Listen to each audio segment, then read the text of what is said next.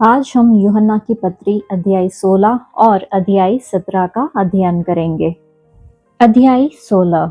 ये बातें मैंने तुमसे इसलिए कही कि तुम ठोकर ना खाओ। वे तुम्हें आराधनालयों में से निकाल देंगे, वरन वह समय आता है कि जो कोई तुम्हें मार डालेगा वह समझेगा कि मैं परमेश्वर की सेवा करता हूँ।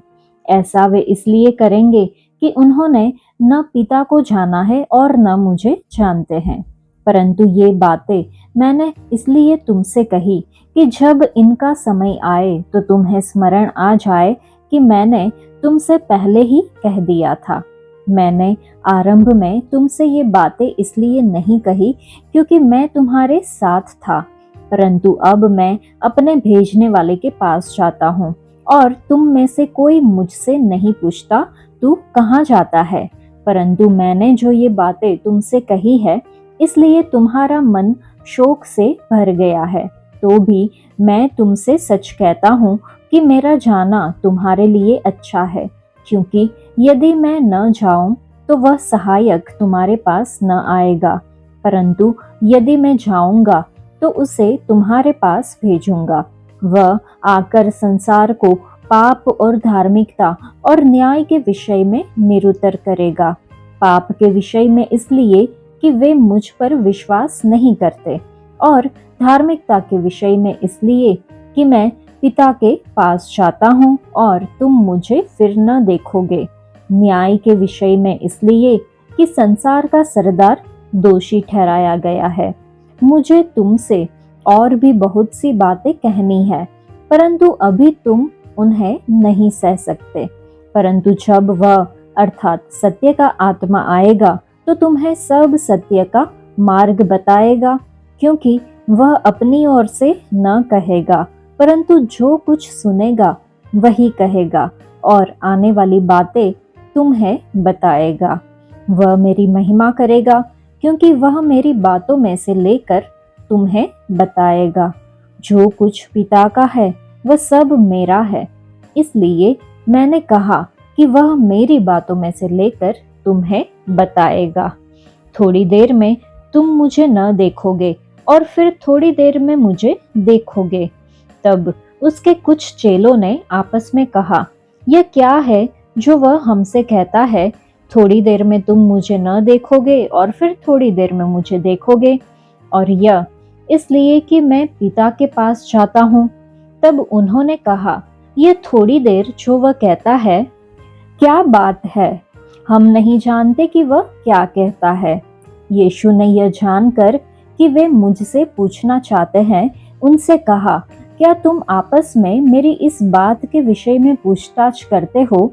थोड़ी देर में तुम मुझे न देखोगे और फिर थोड़ी देर में मुझे देखोगे। मैं तुमसे सच सच कहता हूँ कि तुम रोओगे और विलाप करोगे, परंतु संसार आनंद करेगा। तुम्हें शोक होगा, परंतु तुम्हारा शोक आनंद में बदल जाएगा। प्रसव के समय स्त्री को शोक होता है, क्योंकि उसकी दुख की घड़ी आ पहुंची है, परंतु जब वह बालक को जन्म दे चुकती है तो इस आनंद से कि संसार में एक मनुष्य उत्पन्न हुआ, उस संकट को फिर स्मरण नहीं करती। उसी प्रकार तुम्हें भी अब तो शोक है, परंतु मैं तुमसे फिर मिलूंगा और तुम्हारे मन आनंद से भर जाएंगे और तुम्हारा आनंद कोई तुमसे छीन न लेगा।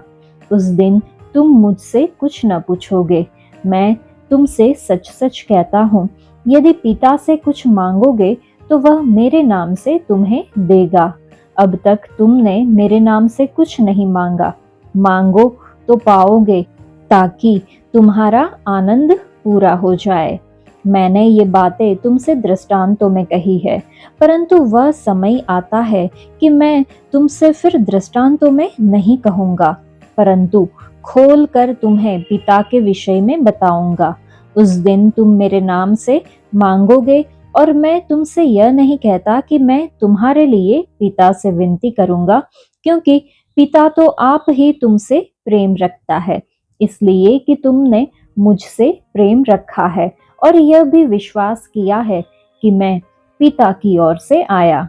मैं पिता की ओर से जगत में आया हूँ, मैं फिर जगत को छोड़कर पिता के पास जाता हूँ।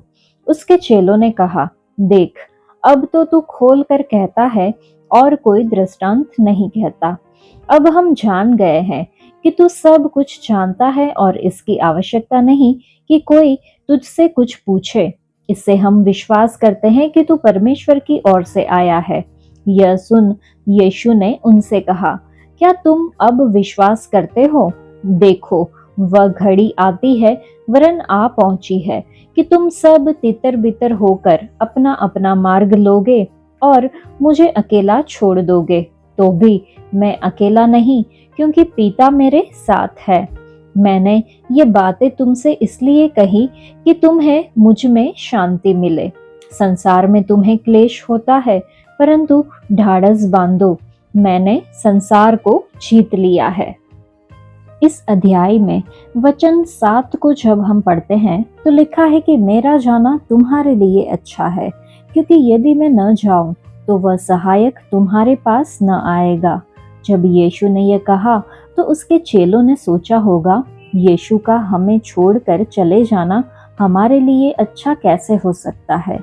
यीशु का चले जाना उनके लिए लाभदायक होगा, क्योंकि उस समय तक परमेश्वर उनके साथ थे यीशु के व्यक्तित्व में।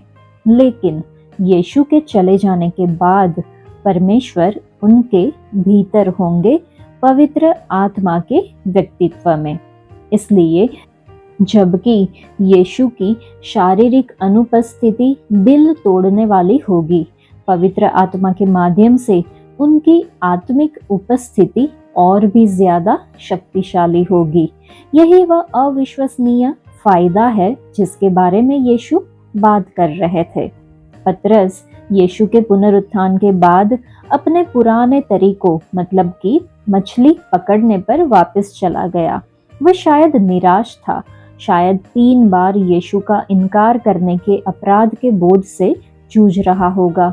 ऐसा लगता है जैसे वह कह रहा हो कि मैं असफल हो गया, मैं वही करने जा रहा हूँ जो मैं जानता हूँ। पिन्तेकुस्त तक तेजी से आगे बढ़े पतरस पवित्र आत्मा से भरा हुआ साहस पूर्वक खड़ा होता है और यरूशलेम में भीड़ को उपदेश देता है। वही शहर जहां उसने एक बार यीशु को जानने से भी इनकार किया था। वह इतनी सामर्थ्य के साथ मसीह की घोषणा करता है कि 3000 लोग विश्वास करते हैं। अब यहाँ अविश्वसनीय उलटफेर है। सीने से यरूशलेम तक 3000। निर्गमन की पुस्तक अध्याय 32 में हम देखते हैं कि सोने के बछड़े के साथ इस्राएल के विद्रोह के बाद 3000 न्याय के तहत मारे गए। व्यवस्था मृत्यु लेकर आती है और प्रेरितों के काम अध्याय 2 में पतरस के आत्मा से भरे हुए उपदेश के बाद 3000 लोग बच गए। आत्मा ने जीवन दिया, इसलिए सीने में जो हुआ उसका पिन्तेकुस्त के दिन छुटकारा हुआ। टूटा हुआ चेला पतरस पवित्र आत्मा की सामर्थ्य के माध्यम से साहसी प्रेरित बन जाता है। पवित्र आत्मा वास्तव में हमारा लाभ है। हमारा सबसे बड़ा लाभ, फायदा जो है वो हमें असफलता से पूर्णता में, भय से ज्वाला में बदल देता है। वचन 6 से 14 जब हम देखें तो पवित्र आत्मा की अद्वितीय भूमिका के बारे में है। आत्मा के लिए इब्रानी शब्द रुआख है और यूनानी शब्द न्यूमा है। इन यूनानी और इब्रानी शब्दों का अर्थ हवा, वायु या सांस भी हो सकता है, जो पवित्र आत्मा के लिए उपयुक्त रूपक है। वायु की तरह पवित्र आत्मा अदृश्य है।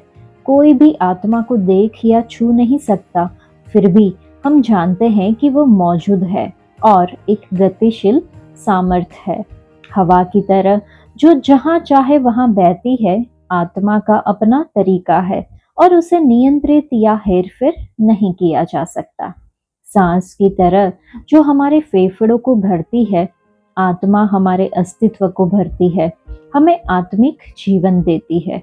और फिर भी पवित्र आत्मा एक अमूर्त अदृश्य सामर्थ्य से कहीं ज्यादा है, लेकिन एक व्यक्ति है, परमेश्वर के 3 व्यक्तित्व में से एक, जिसके साथ हम उसी तरह से जुड़ सकते हैं जैसे हम पिता और पुत्र से जुड़ते हैं। यीशु की सांसारिक सेवकाई की आखिरी रात को यीशु ने अपने शिष्यों को उनके जीवन में आत्मा की नई भूमिका के बारे में समझाया। यीशु ने कहा कि तुम्हारे लिए यही अच्छा है कि मैं चला जाऊं। उस गहन क्षण में परेशान शिष्य यीशु की कही गई बातों के पूरे निहितार्थ को नहीं समझ पाए। अपने दुख में शिष्यों ने यीशु के चले जाने पर केवल नुकसान को महसूस किया, लेकिन यीशु ने उन्हें आत्मा के आने से फायदा क्या क्या होगा उसको देखने में मदद करने की कोशिश की। यीशु ने पवित्र आत्मा को वकील के रूप में संदर्भित किया। ग्रीक शब्द पेराक्लोटेस या पेराक्लेट है। ग्रीक शब्द पेरा से बना है, जिसका मतलब है साथ में, और क्लेटोस, जिसका मतलब है बुलाया गया। इसलिए पेराक्लीट को विश्वासियों के साथ साथ मदद करने, सलाह देने, सांत्वना देने, मजबूत करने और मध्यस्थता करने के लिए एक अधिवक्ता के रूप में बुलाया जाता है। उनकी सेवकाई वास्तव में बहुआयामी है। यीशु आत्मा से पहले हमारे पेराक्लीट थे। पवित्र आत्मा ने एक और अधिवक्ता के रूप में कार्यभार संभाला, लेकिन एक अलग भूमिका में। पवित्र आत्मा हमें परिपक्व बनाता है, वह हमारा पोषण करता है। जब हम डर से टूट जाते हैं तो वह हमें सांत्वना देता है। जब हम सुरंग का अंत नहीं देख पाते हैं तो वह हमें आशा बताते हैं और हमें आगे बढ़ने का एक कारण देते हैं। वह हमें सभी सत्यों में मार्गदर्शन करते हैं। मैं कैसे जानूं कि पवित्र आत्मा मुझ में काम कर रहा है? क्योंकि आत्मा एक संबंधित व्यक्ति है, वह दूसरों के साथ हमारे रिश्तों को ठीक करता है। क्योंकि आत्मा सक्रिय और शामिल है, वह हमारे दुखों में हमें सांत्वना देता है और हमारे प्रयासों में हमारा मार्गदर्शन करता है। क्योंकि आत्मा वास्तविक और प्रासंगिक है, वह हमें सामर्थ्य और दृढ़ता देता है। क्योंकि आत्मा परमेश्वर है, वह हमारी परिस्थितियों को नियंत्रित करता है और हमारे जीवन को बदल देता है। हम आत्मा को देख नहीं सकते हैं, लेकिन हम निश्चित रूप से उनकी हस्तकला को देख सकते हैं। वह सच्चाई के लिए हमारी आंखें खोलता है, खोए हुए लोगों के लिए हमारे दिलों को प्यार से भरता है, हमें बुराई से बचाता है, रिश्तों को पुनर्स्थापित करता है, हमें मसीह के करीब लाता है, हमें आगे बढ़ने का साहस देता है। जब हम नहीं जानते कि प्रार्थना कैसे करें तो हमारे लिए प्रार्थना करता है। तरीके बहुत सारे हैं। वह वास्तव में वह अधिवक्ता है जिसके बारे में यीशु को पता था कि हमें जरूरत है।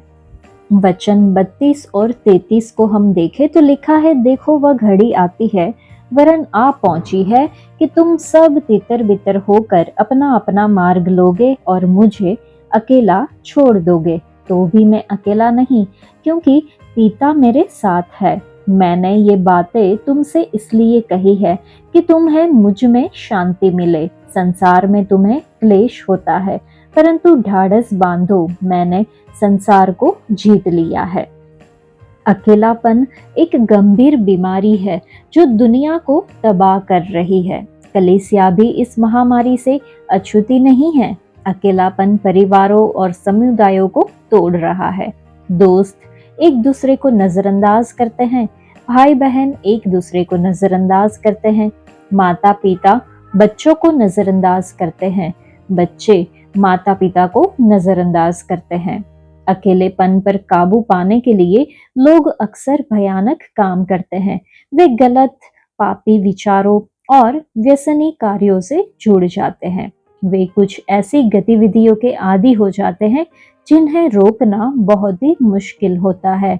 वे संगति चाहते हैं जो अक्सर अवसाद की ओर ले जाती है। वे दोस्त बनाने के लिए कुछ भी करते हैं, पाप पूर्ण गतिविधियों में लिप्त हो जाते हैं। यीशु जानते थे कि दुष्ट अक्सर ऊब के रूप में इस उपकरण का उपयोग उनके बच्चों पर हमला करने के लिए करेगा। इसलिए उन्होंने कहा कि उनके सबसे करीबी दोस्त उन्हें छोड़ देंगे और उन्हें अकेला छोड़ देंगे, और फिर भी मैं अकेला नहीं हूँ क्योंकि पिता मेरे साथ है, ऐसा भी उन्होंने कहा। उन्होंने अपने शिष्यों को ये शब्द इसलिए दिए क्योंकि वह चाहते थे कि वे समझे कि दुनिया समुदाय और संगति को इतना महत्व देती है कि इसकी कमी से जरूरत की गहरी भावना पैदा होती है जो विनाशकारी है। टीवी पे आ रहे कार्यक्रम, खेल, अवकाश गतिविधियां, हर चीज का विज्ञापन इस तरह से किया जाता है कि लोग सोचते हैं कि शायद ये गतिविधियां बोरियत को दूर कर सकती है, जो अकेलेपन का सबसे करीबी दोस्त है। इसे समझते हुए यूहन्ना, जिसने पतमुस द्वीप पर अपने सबसे ऊंचे स्तर पर अकेलेपन का अनुभव किया होगा, उसने कहा कि दुनिया से और दुनिया की चीजों से प्यार मत करो। अगर कोई दुनिया से प्यार करता है तो पिता का प्यार उसमें नहीं है, जो कि हम पहले यूहन्ना की पत्री में 2 अध्याय में देख सकते हैं। दुनिया जिस बात को भी बढ़ावा देती है वह क्लेश की ओर ले जाता है, लेकिन यीशु ने हमें बताया कि हमें खुश रहना चाहिए क्योंकि उसने क्लेश पर विजय प्राप्त की और उसके बदले में वह हमें अपनी शांति देते हैं। यीशु अकेलेपन को समझते हैं। उनसे अपने अकेलेपन को अपनी शांति से बदलने के लिए कहे। यीशु दुनिया के दृष्टिकोण से सबसे अकेले लोगों में से एक थे, लेकिन वे स्वर्गीय दृष्टिकोण से कभी अकेले नहीं थे। वे अपने पिता और उनकी पवित्र आत्मा के साथ थे, जिन्होंने उन्हें पूर्ण शांति दी। हमारे आसपास बहुत से ऐसे अकेले लोग हैं। चलिए हम उन तक पहुंचे। एक कॉल करके, एक मुलाकात करके, एक संदेश भेज के, छोटी छोटी चीजें इस एकाकी दुनिया में लोगों को उम्मीद दे सकती है। स्वर्गीय पिता हमारे अकेलेपन को अपनी शांति से बदल दे। हम आपसे प्रार्थना करते हैं कि आप हमें इस दुनिया में अकेले लोगों की मदद करने के लिए मार्गदर्शन करें। पवित्र आत्मा हमें उन लोगों तक पहुंचने की समझ दे जिन्हें आप चाहते हैं कि हम छुए। यीशु, आपने हमारे लिए यूहन्ना की पत्री अध्याय 17 में वचन 20 और 21 में प्रार्थना की कि हम एक साथ रहें, क्योंकि यही एकमात्र तरीका है जिससे हम अकेलेपन का मुकाबला कर सकते हैं। हे पिता, अपनी भेड़ों को एक साथ रहने में मदद करें। हम यीशु के नाम में ये मांगते हैं, आमीन। अध्याय 17। यीशु ने ये बातें कही और अपनी आंखें आकाश की ओर उठाकर कहा, हे पिता, वह घड़ी आ पहुंची है। अपने पुत्र की महिमा कर कि पुत्र भी तेरी महिमा करे, क्योंकि तूने उसको सब प्राणियों पर अधिकार दिया कि जिन्हें तूने उसको दिया है उन सब को वह अनंत जीवन दे। और अनंत जीवन यह है कि वे तुझ एकमात्र सच्चे परमेश्वर को और यीशु मसीह को, जिसे तूने भेजा है, जाने। जो कार्य तूने मुझे करने को दिया था उसे पूरा करके मैंने पृथ्वी पर तेरी महिमा की है। अब हे पिता, तू अपने साथ मेरी महिमा उस महिमा से कर जो जगत की सृष्टि से पहले मेरी तेरे साथ थी। मैंने तेरा नाम उन मनुष्यों पर प्रकट किया है जिन्हें तूने जगत में से मुझे दिया। वे तेरे थे और तूने उन्हें मुझे दिया और उन्होंने तेरे वचन को मान लिया है।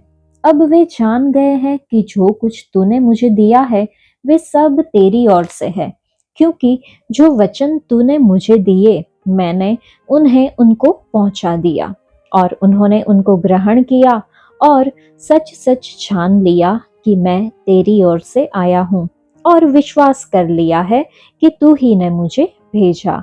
मैं उनके लिए विनती करता हूँ, संसार के लिए विनती नहीं करता, परंतु उन्हीं के लिए जिन्हें तूने मुझे दिया है, क्योंकि वे तेरे हैं और जो कुछ मेरा है वह सब तेरा है, और जो तेरा है वह मेरा है, और इनसे मेरी महिमा प्रकट हुई है। मैं अब जगत में न रहूंगा, परंतु ये जगत में रहेंगे, और मैं तेरे पास आता हूँ। हे पवित्र पिता, अपने उस नाम से जो तूने मुझे दिया है उनकी रक्षा कर कि वे हमारे समान एक हो। जब मैं उनके साथ था तो मैंने तेरे उस नाम से जो तूने मुझे दिया है उनकी रक्षा की। मैंने उनकी चौकसी की, और विनाश के पुत्र को छोड़ उनमें से कोई नष्ट नहीं हुआ, इसलिए कि पवित्र शास्त्र में जो कहा गया वह पूरा हो। अब मैं तेरे पास आता हूँ और ये बातें जगत में कहता हूँ कि वे मेरा आनंद अपने में पूरा पाए। मैंने तेरा वचन उन्हें पहुंचा दिया है, और संसार ने उनसे बैर किया, क्योंकि जैसा मैं संसार का नहीं वैसे ही वे भी संसार के नहीं।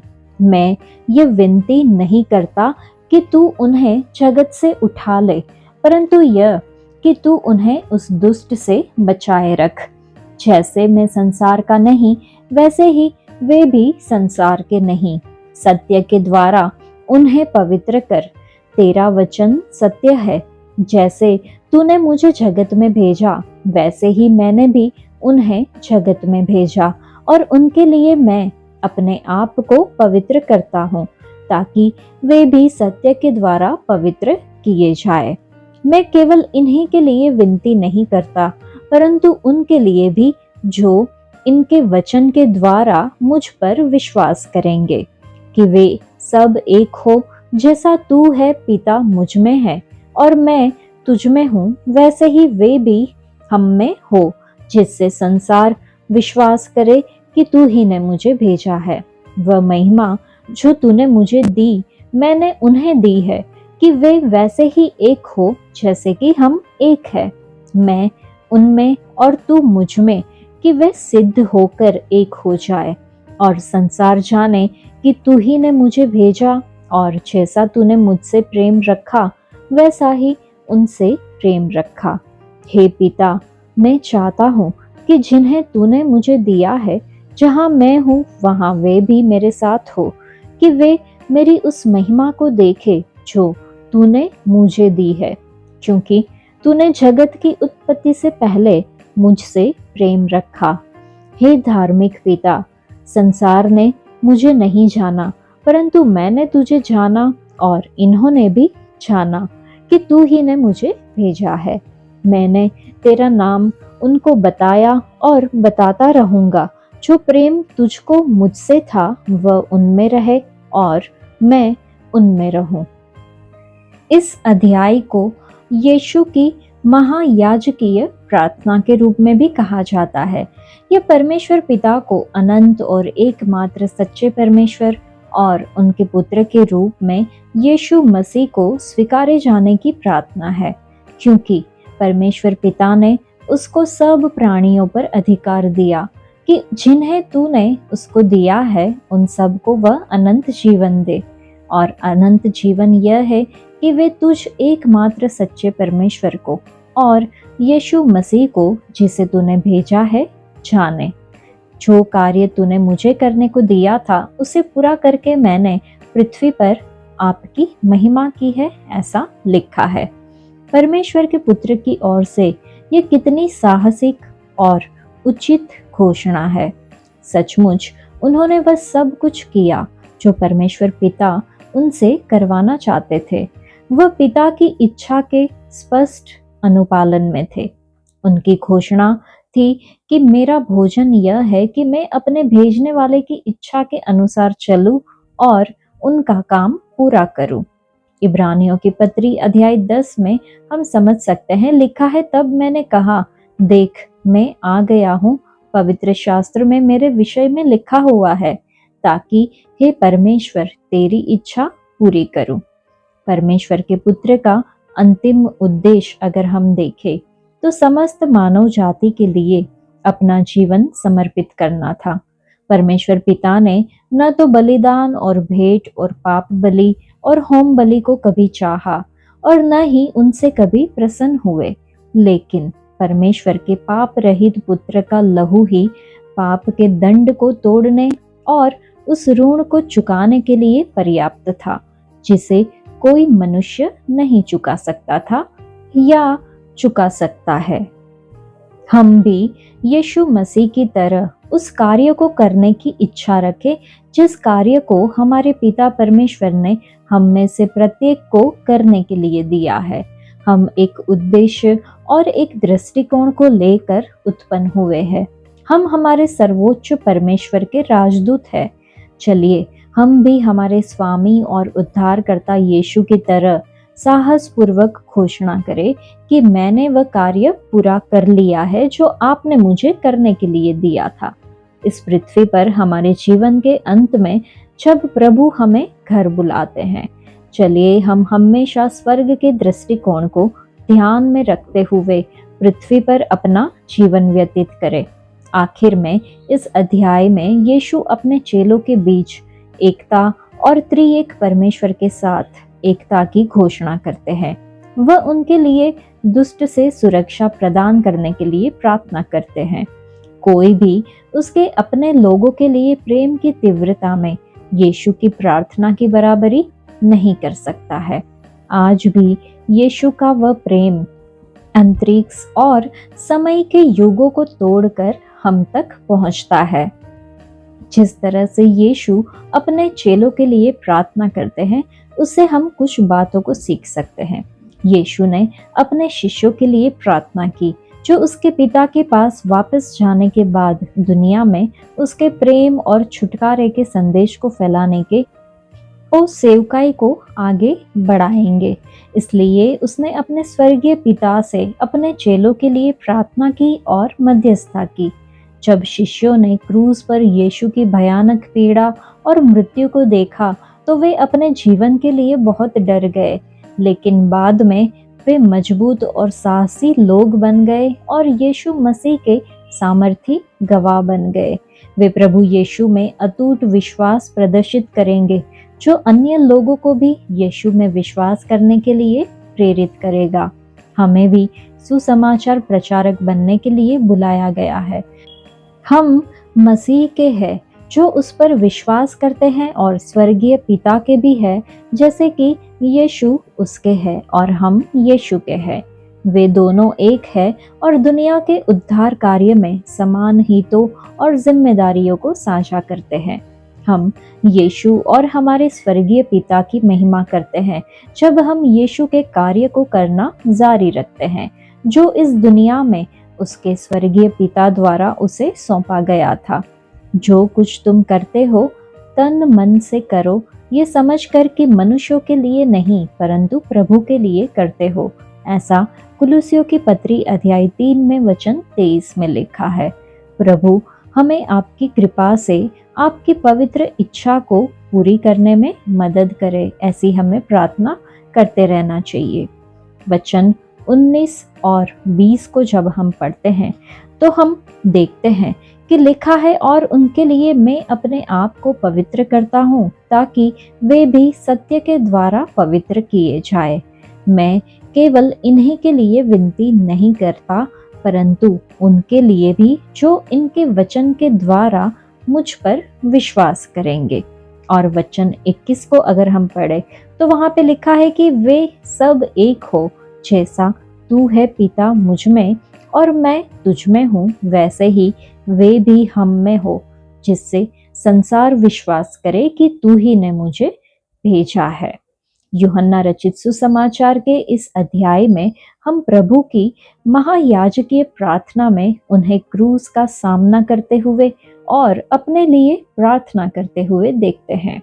उन्होंने अपने चेलों के लिए प्रार्थना की कि वे अपने आगे के कार्य के लिए सुरक्षित और पवित्र रहे।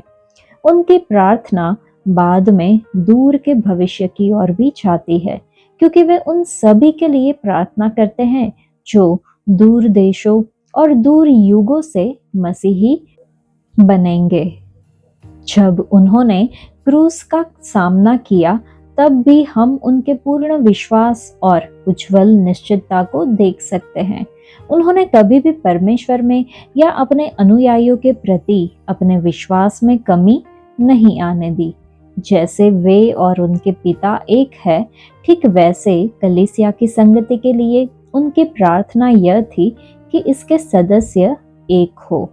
उन्होंने जिस एकता के लिए प्रार्थना की वह संगठन या प्रशासन की एकता नहीं थी। ये व्यक्तिगत संबंधों की एकता थी, जिसमें लोग एक दूसरे से प्रेम करते थे क्योंकि वे प्रभु यीशु मसीह से प्रेम करते थे। मसीही कभी भी एक ही तरीके से परमेश्वर की आराधना नहीं कर सकते या पृथ्वी पर कई मामलों पर सहमत नहीं हो सकते, लेकिन मसीही एकता को सभी मतभेदों से ऊपर उठकर लोगों को मसीह की देह सार्वभौमिक कलीसिया के साथी सदस्यों के रूप में प्रेम और स्वीकृति में एक साथ जोड़ना चाहिए। यह एक दुखद तथ्य है कि कलीसिया को जिस एकजुट मोर्चे की आवश्यकता है वह जगत ने कभी नहीं देखा है। मसीहियों के बीच असहमति के कारण दुनिया मसीही समुदाय के सर्वोच्च मूल्य को नहीं देख सकती है। प्रत्येक विश्वासी को प्रभु यीशु मसीह की महायाजकीय प्रार्थना के उत्तर के रूप में विश्वासियों के बीच प्रेम और एकता प्रदर्शित करने के लिए बुलाया जाता है। बाइबल में सत्य का संबंध उन बातों से है जो भरोसेमंद, प्रामाणिक और विश्वास योग्य है। ये दृढ़ और अपरिवर्तनीय है। ये समझ कुछ यूनानी दर्शन शास्त्रियों के विचारों के विपरीत है, जिनके अनुसार सत्य एक ऐसा विचार या सिद्धांत है जो भौतिक संसार से, जो पुराना होकर जीर्ण शीर्ण हो जाता है, परे है। बाइबल में सत्य संसार तथा परमेश्वर द्वारा रचित सभी लोगों के लिए परमेश्वर के अपरिवर्तनीय उद्देश्य पर आधारित है। इसलिए परमेश्वर के सत्य के विषय उचित प्रत्युत्तर यह है कि परमेश्वर की प्रतिज्ञाओं पर भरोसा किया जाए। मानव के संपूर्ण इतिहास में सत्य परमेश्वर और लोगों के बीच विशेष संबंध का आधार है। अब्राहम ने परमेश्वर की प्रतिज्ञाओं पर भरोसा किया। याकूब ने लगातार बने रहने वाले प्रेम और विश्वास योग्यता के लिए धन्यवाद दिया, जिसे परमेश्वर ने उसकी अनाज्ञाकारिता के बावजूद उसके प्रति दिखाया। मूसा ने सीधे पहाड़ पर परमेश्वर की स्तुति की, क्योंकि परमेश्वर का प्रेम उसके लोगों की प्रत्येक पीढ़ी तक में बना रहा था। परमेश्वर सर्वदा विश्वास योग्य है और उसकी प्रतिज्ञाएं और योजनाएं सत्य और विश्वास योग्य है। जिस तरह पेड़ पौधे सदा बढ़ते हैं और सूर्य और सितारे हमेशा चमकते हैं, उसी तरह परमेश्वर का प्रेम और उनकी प्रतिज्ञाएं हमेशा भरोसेमंद है। नए नियम में यीशु ने दावा किया कि यशाया नबी की भविष्यवाणियां पूरी हो रही थी, इसलिए कि पवित्र आत्मा ने यीशु को कार्य करने के लिए चुना था। अपनी शिक्षाओं में यीशु ने बारंबार इब्रानी शब्द आमीन का प्रयोग इस बात पर बल देने के लिए किया कि अपने लोगों के लिए परमेश्वर की इच्छा पूर्णतः सत्य और विश्वास योग्य है। यीशु अपने शिष्यों से कहते हैं कि क्रूस पर उनकी मृत्यु और मृतकों में से उनका जी उठना उन प्रतिज्ञाओं को पूरा करता है जो यहूदी शास्त्रों में उल्लेखित है, अतः वे निश्चित रूप से सत्य है। यूहन्ना में यीशु सच्ची ज्योति है जो परमेश्वर के सत्य वचन को लाता है। वह सच्चा भोजन है, सच्ची दाखलता, परमेश्वर की ओर जाने का सच्चा मार्ग और सत्य का आत्मा लाने वाला भी है। यीशु परमेश्वर का सत्य है। उनके लोग परमेश्वर के कार्य और प्रतिज्ञाओं पर जीवित रहते हैं और परिणाम स्वरूप वे सत्य के लोग हैं जो उसे परमेश्वर के जीवित वचन के रूप में सुनते और विश्वास लाते हैं। नए नियम की बाद की पत्रियों में सत्य को और भी ज्यादा आधुनिक अर्थ में समझा गया है। सत्य और झूठ की तुलना करते हुए झूठी शिक्षाओं, उनके विरुद्ध जो सत्य के शत्रु है और जो अनर्थ कहानियां गढ़ते हैं उनके विरुद्ध चेतावनी दी गई है। ये पत्रियां कहती है कि कलीसियाओं को सच्चे विश्वास के लिए लड़ना चाहिए और इसे सत्य का खंभा और नींव के रूप में देखना चाहिए, जिसका मतलब यहाँ पर सही विश्वास है, जो कि हम पहले तिमुथियुस के पत्र में देखेंगे। आज के लिए इतना ही। परमेश्वर आप सबको आशीष दे। धन्यवाद।